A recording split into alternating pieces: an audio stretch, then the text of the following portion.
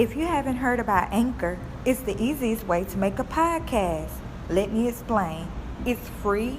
There's creational tools that allow you to record and edit your podcast right from your phone or computer. Anchor will distribute your podcast for you so it can be heard on Spotify, Apple Podcasts, and many more. You can even make money from your podcast with no minimum listenership. It's everything you need to make a podcast.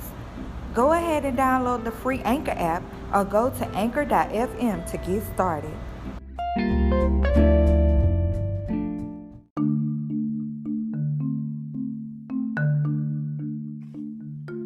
Hello, and thank you for tuning in to Single Mother Chronicles.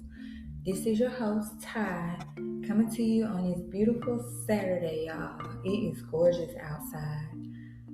I have been doing a little research and stuff and wanted to talk about the topic of overcompensating our sons.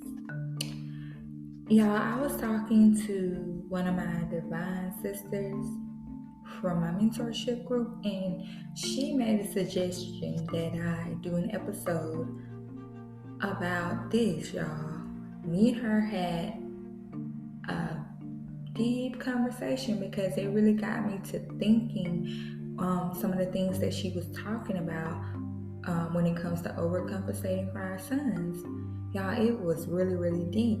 So I did a little research, and I just wanted to come on and kind of devil in overcompensating, why we do it, why we shouldn't do it, and some of the things that we should be doing for our sons instead of overcompensating.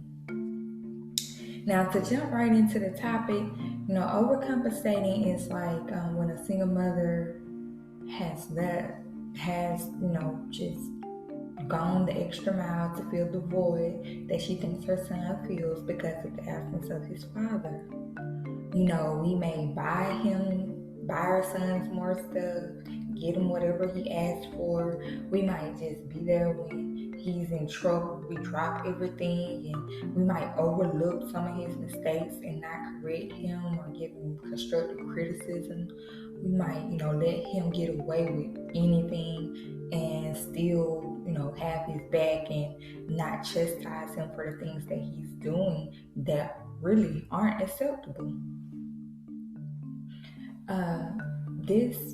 I am guilty of it myself. Like, yes, I have bought my son things because I feel like if his dad didn't come through and do it and had made broken promises, I would have to do that. So yeah, I do that all the time.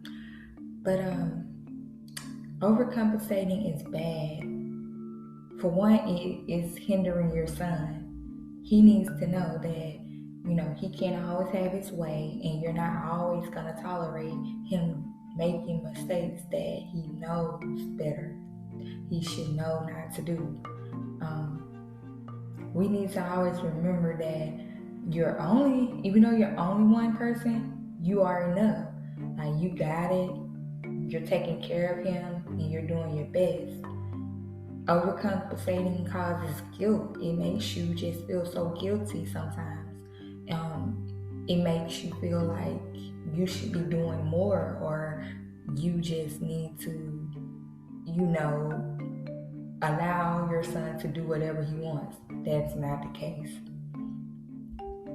Your son just needs to know that you are whole and you are confident and supportive. He doesn't need to see you being broken and living life as an apology, like you're just trying to apologize to him because you're single and you and his dad didn't work out. No, not at all. Let your son see the successful you. Let him see the go-getter you, not the broken you, not the mom who's always complaining and trying to fix stuff with apologies. No, you don't want that. Yes, we can buy our sons things and be there when they need us, but there's a limit. You have to put a limit on stuff like that. The main ways that we can stop with overcompensating and, just try to be there for them is to Do simple things that don't even cost money. It's just time and effort. You want to tell your son that you love him. If you don't, he won't even understand the meaning of those words. And whoever comes along and tells him those words and says it to him, he won't believe it because he doesn't think it's true. Because you didn't tell him enough. Tell your son you love him. He needs to hear those words from a woman, especially his mother. That goes back to the conversation I was having with my sister.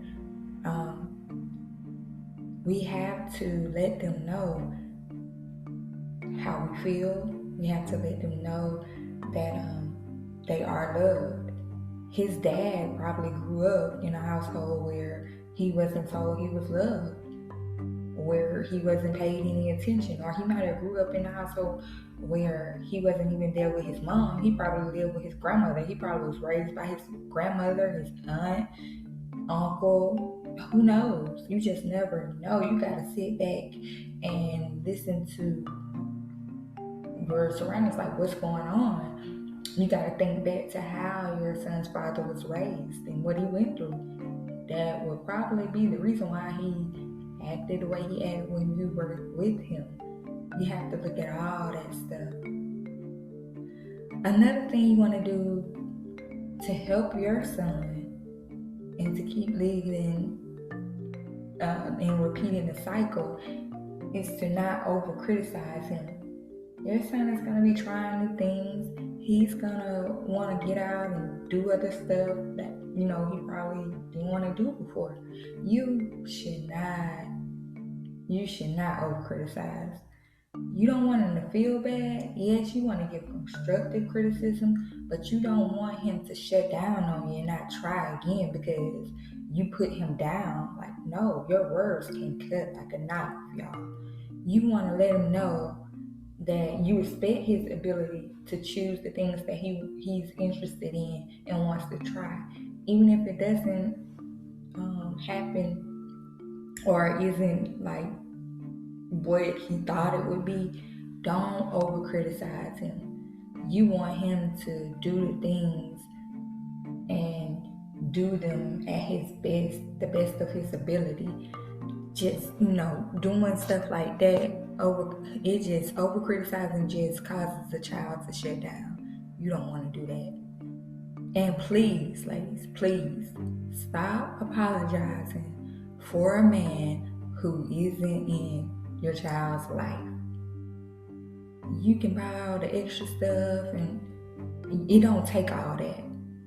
Trust me, your child will experience the effects of the loss, but he'll also know that mom was always there because of your reaction and how you go about doing things even though his father isn't there.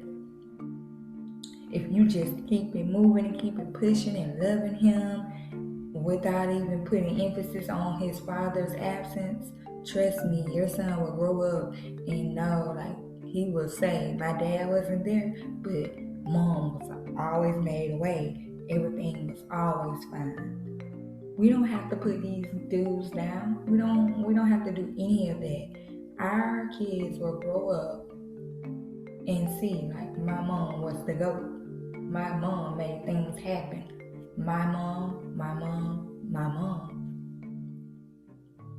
There's no explanation needed, y'all. But yeah, I just wanted to come on and vent a little bit about overcompensating. Like I said, I'm guilty of it myself, but I'm working on it, y'all. It takes work. Yes, it takes work. Just remember that you are enough.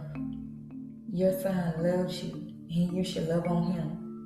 Teach him the right ways of this world. I get so tired of hearing, oh, a woman can't raise a man, blah, blah, blah. Like, do your best, sis.